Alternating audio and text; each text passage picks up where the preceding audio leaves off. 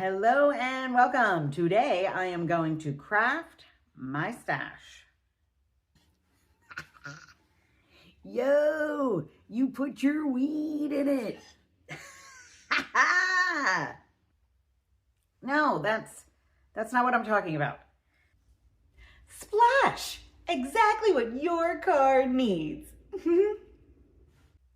I said stash, not splash. Crafting my stash means I am using what I have on hand. I'm not going out and buying anything new. It's whatever I have, that's what I'm using. I don't understand. Oh, boy. Not my stash. No, that isn't it either. Are you kidding me? Are you kidding me?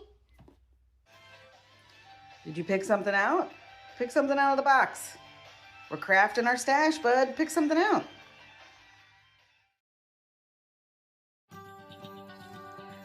The first project we're going to do here today is a little pink house for you and me. This little wood birdhouse only cost $1.99. Look, I'm very excited about it. We're going to give this a coat of paint. What I'm using here is Fusion Mineral Paint in the color Ash. I prefer this paint. I mean, I'll use any chalk paint, but I like this one because I know that I want to use a rub-on transfer afterwards, and I think that this paint has a really great finish for that purpose.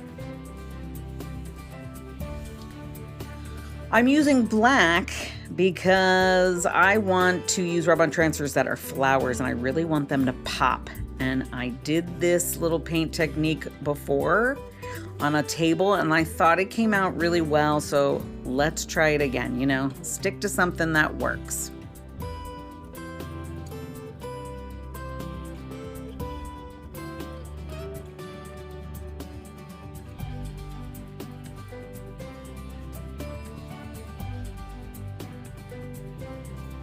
Not only do I advocate for peace, I advocate for a second coat of paint.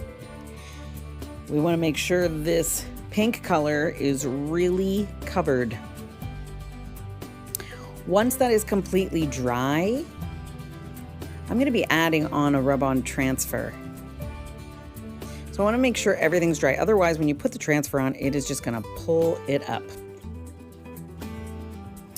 I will be using a transfer by Iron Orchid Designs. This is from the set called Menagerie. If you've never used rub-on transfers before, they are super simple. They're an easy way to update an item, do a quick thrift flip. I'm preparing my piece here.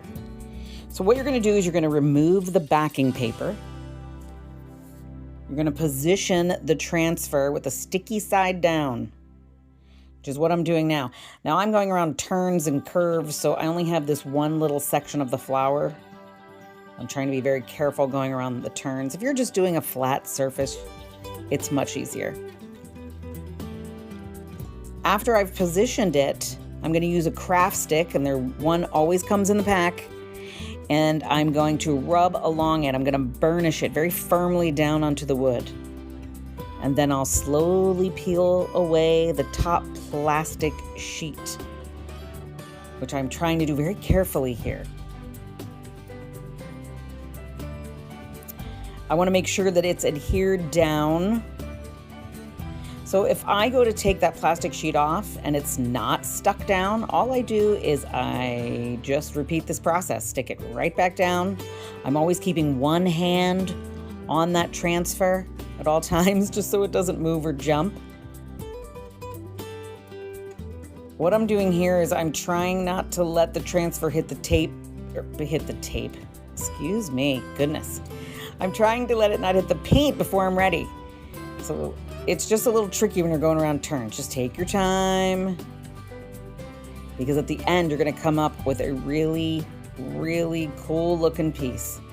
Once everything is said and done and I take this whole thing off, I will take that sheet and just use it to rub along the entire transfer, just to make sure it is really stuck down. And then of course, any rub-on transfer is going to need to be sealed, which I will do later once I get it all done.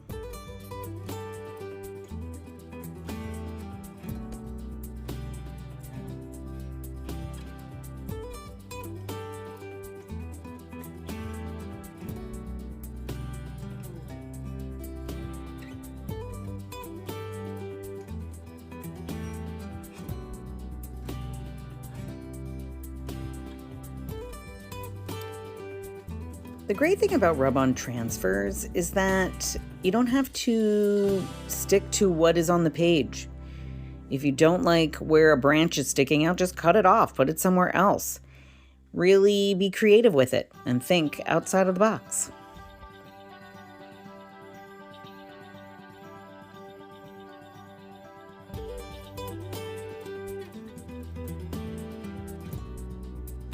And here it is. And I think it came out pretty well.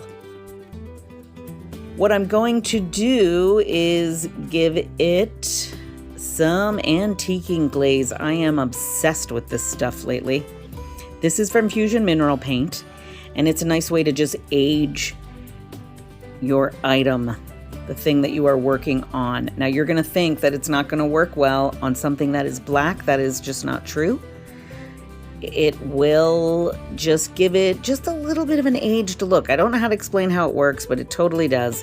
I'm going to give it a coat of this, and then I am going to let that sit for a little bit, and then I'm going to wipe it back with that paper towel you see there. This can get a little sticky, so just be careful when you're doing it. I also like to make sure I don't have any drippage, because that will stick on there. That doesn't really come off too easily once it's dry.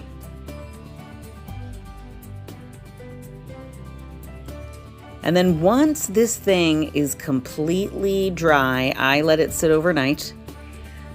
I took it outside and gave it a spray seal of just a clear matte sealer. I like to, you probably don't have to seal it, but I overseal just because I know I'm going to be selling this and I want it to be make sure it has a nice finish.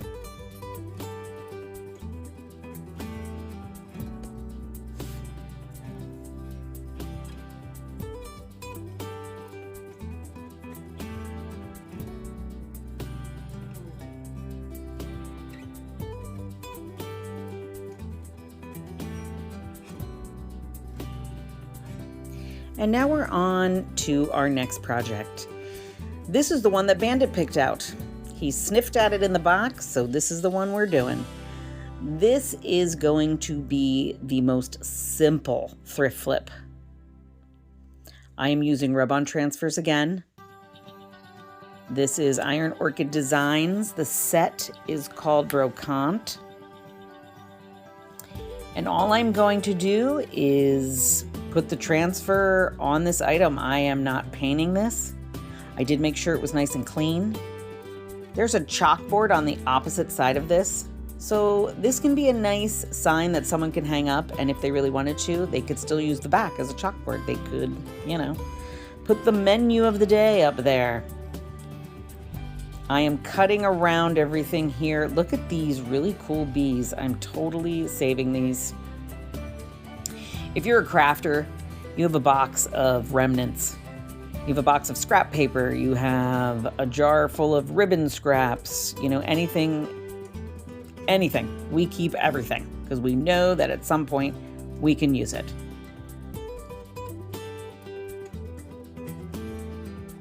I'm just going to try to figure out where I want to position these chickens. Or I should say chicken and rooster. And then just like I did before, I'm positioning it sticky side down.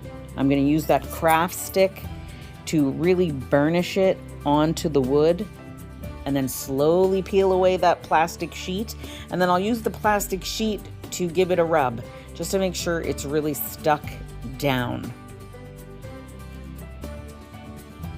Again, if when you go to pull up that sheet and it's not sticking down, just repeat the process. Always keep one hand on that transfer sheet just to make sure it doesn't jump around, so you don't have to work too hard at lining it up. And then here I am putting more of the French on there. That says chicken and eggs for market and exportation.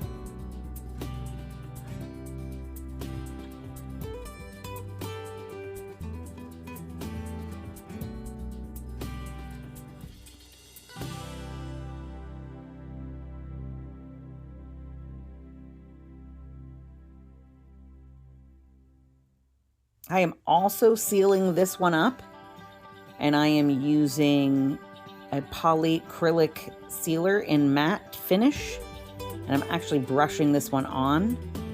Some people don't like brush strokes. I do. Well, it depends on the project. For this one, I didn't mind it at all. And then I let it dry. I stuck the string back on, and it was ready to go. Really easy.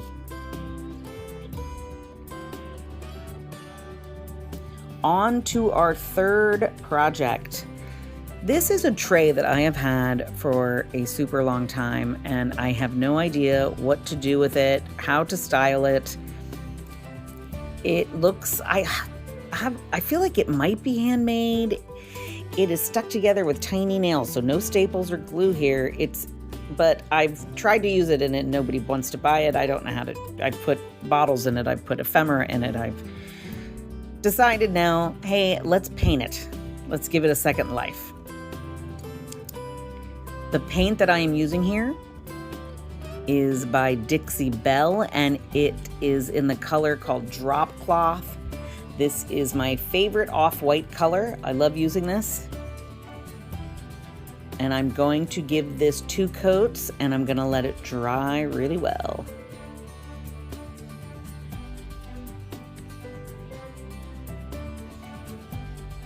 Now, I know I said earlier that I was going to do a theme of rub-on transfers, but then I changed my mind because I had such a heck of a time getting them on that birdhouse around the corners. I thought, how on earth am I going to do this inside the tray? So I do change my mind, and I end up doing decoupage on this. And if you are curious about decoupage, I did a video on it, and you can go back and check that out. I'm not going to bore you with it here.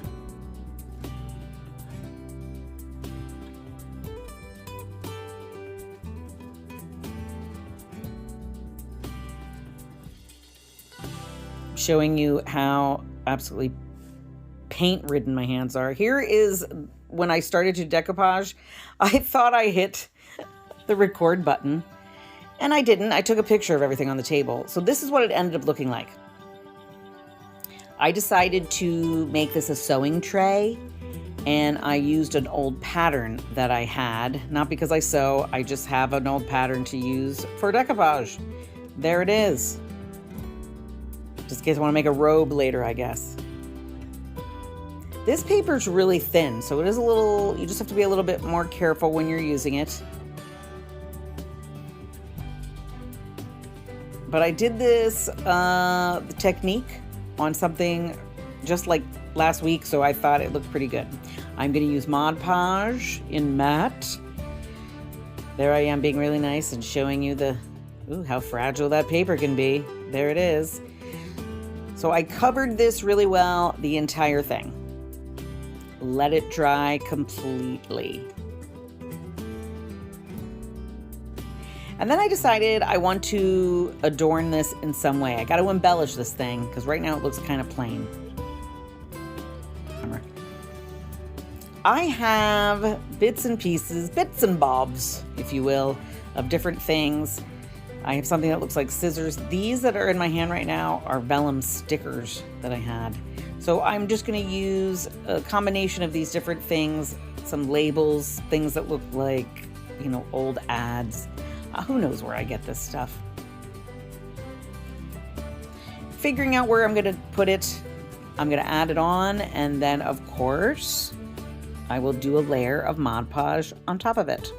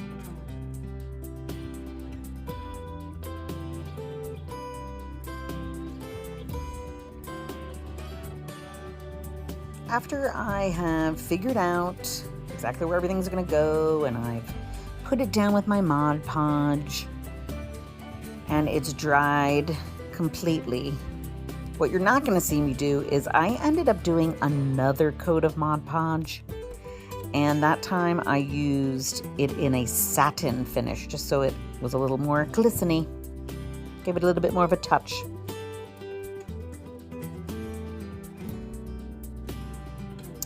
Here are our finished products, and I think they came out pretty good. I like the Birdhouse the best. This sewing tray, not too bad. Thank you all so much for watching. We'll see you next time.